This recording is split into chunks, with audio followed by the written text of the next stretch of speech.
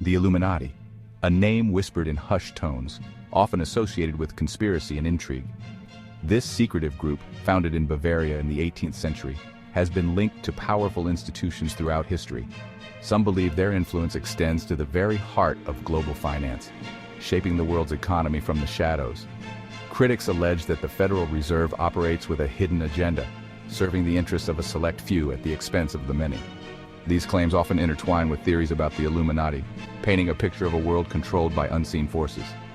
The enduring fascination with the Illuminati and their alleged influence on financial institutions speaks to a broader concern about transparency and accountability in the realm of global finance. It underscores a desire to understand the complex mechanisms that govern our economic systems, and to ensure that they serve the needs of the people, not just the interests of a powerful elite. The story of the Federal Reserve begins not in a bustling city center, but on the secluded shores of Jekyll Island, Georgia. In November of 1910, a group of powerful financiers gathered at this exclusive retreat. The meeting was shrouded in secrecy, with attendees sworn to silence about the purpose of their gathering. It was here, amidst the island's natural beauty, that the framework for the Federal Reserve System was laid. This clandestine meeting has fueled conspiracy theories for decades. Critics argue that the secluded location and the veil of secrecy were designed to shield the proceedings from scrutiny, allowing a small group of individuals to shape the nation's financial future without public input or oversight. The Jekyll Island meeting remains a point of contention in discussions about the Federal Reserve. The secrecy surrounding the meeting continues to raise questions about transparency and accountability, fueling suspicions about the true motives of those who gathered on that secluded island over a century ago. Carroll Quigley, a respected historian and professor at Georgetown University, offered a glimpse into the secretive world of elite power structures in his seminal work, Tragedy and Hope. This book, published in 1966, has since become a cornerstone for those studying the hidden mechanisms of global influence. Quigley, who had access to private archives and insider information, wrote about the existence of a group he called the Society of the Elect. His unique access allowed him to uncover details that were previously unknown to the public. This group, according to Quigley, was composed of influential individuals from various fields, united by a shared belief in their own intellectual superiority and a desire to shape the course of world events. These individuals often operated behind the scenes, influencing policies and decisions on a global scale. Central to Quigley's analysis was the role of the Round Table groups. These groups were not just casual gatherings, but were highly organized and strategic in their operations. These groups, with names like the Council on Foreign Relations and the Royal Institute of International Affairs, served as think tanks and networking hubs for the Society of the Elect.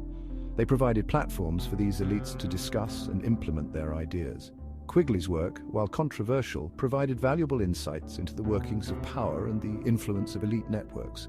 His revelations sparked debates and further research into the hidden corridors of power. Whether one agrees with his conclusions or not, Quigley's work serves as a reminder that the levers of power are often pulled from behind closed doors.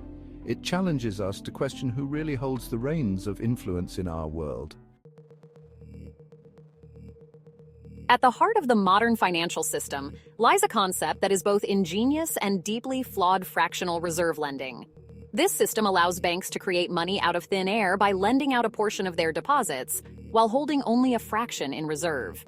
While this practice can stimulate economic activity, it also creates a dangerous illusion of wealth and contributes to the ever-growing mountain of national debt. The problem with fractional reserve lending is that it creates money as debt. Every dollar loaned into existence comes with an equal amount of debt attached to it. This creates a perpetual cycle of borrowing and debt creation, as new loans are needed to pay off old ones plus interest. The consequences of this system are far-reaching. As the money supply expands, the purchasing power of each dollar diminishes, leading to a slow but steady erosion of wealth. A growing chorus of voices is warning of an impending economic earthquake, a great reset that could reshape the global financial landscape as we know it. This seismic shift is anticipated to have profound effects on economies worldwide, potentially altering the way we conduct business and manage our personal finances. This reset, predicted by some to occur as early as 2025, is said to be orchestrated by the same powerful forces that control the current system. These forces include influential business magnates, financial institutions, and even some government entities, all working behind the scenes to bring about this monumental change. The goal, according to these predictions, is to dismantle the existing financial order and replace it with a new, digitally controlled system that will grant even greater power to those who control the flow of money. This new system is expected to be more efficient but also more centralized, raising concerns about the concentration of financial power. The Great Reset is often linked to the rise of digital currencies and the implementation of central bank digital currencies, or CBDCs. These digital currencies are seen as the backbone of the new financial system, promising faster and more secure transactions. These digital currencies, unlike decentralized cryptocurrencies like Bitcoin, would be completely controlled by central banks, giving governments unprecedented control over citizens' finances.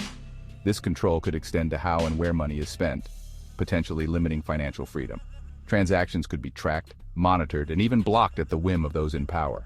This level of control raises significant privacy concerns as every financial move could be scrutinized.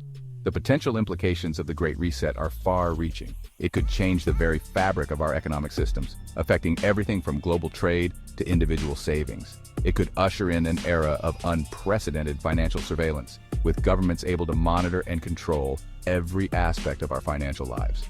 This new reality could redefine the relationship between the state and its citizens, making financial privacy a thing of the past. As the world hurtles towards a digital future, a new set of financial standards is emerging, poised to revolutionize the way we transact and interact with money. This transformation is not just about speed and efficiency, but also about creating a more interconnected and inclusive financial ecosystem. ISO 20022, a standardized messaging system for financial institutions, is being hailed as the backbone of this new financial order. It promises to bring uniformity and clarity to financial communications across the globe. This system, designed to facilitate seamless cross-border payments and streamline financial operations, is rapidly being adopted by central banks and financial institutions worldwide. Its adoption is expected to reduce costs and eliminate inefficiencies in the current financial system. The rise of ISO 20022 is significant for several reasons. It marks a pivotal shift towards a more digital and interconnected financial world. First, it represents a major step towards the digitization of finance, paving the way for faster, more efficient, and more transparent financial transactions. This could lead to a more robust and resilient financial infrastructure. Second, it creates a level playing field for financial institutions of all sizes, allowing them to connect and transact with each other seamlessly. This inclusivity is crucial for fostering innovation and growth in the financial sector. This could potentially challenge the dominance of large, established institutions and foster greater competition in the financial services industry. Smaller players will have the opportunity to compete on equal footing.